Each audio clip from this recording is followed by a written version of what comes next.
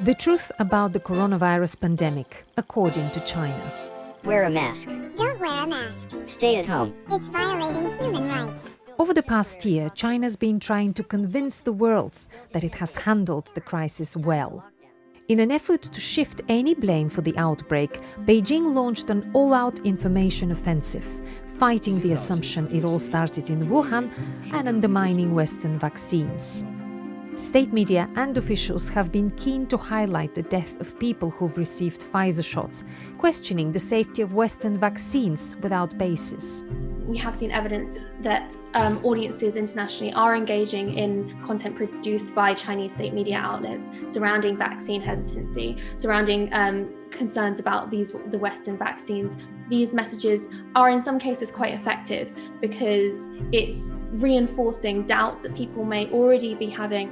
The fears are this kind of misinformation risks damaging public health.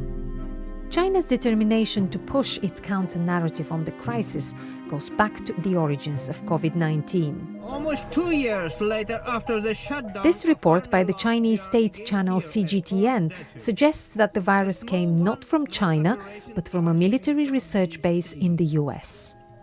China endorsed the theory in response to US claims that the virus escaped from a lab in Wuhan, as well as provocative remarks by Donald Trump. Coronavirus, right? Kung flu, There were suggestions that US athletes might have brought the virus to Wuhan when they attended a military competition there in October 2019.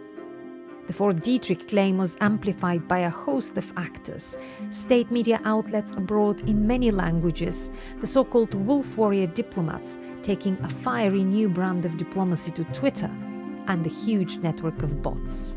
China really has a wide variety of tools at its disposal, and it's pulling all of these levers at different times to try and influence international narratives. And oftentimes this is to protect the Chinese Communist Party's legitimacy, to defend its reputation internationally, but also towards domestic audiences. Beijing denies it's involved in a misinformation campaign and insists that the World Health Organization should visit other countries to investigate where the virus came from. 我想再次强调的是，中方在溯源问题上始终是开放、透明和坦荡的。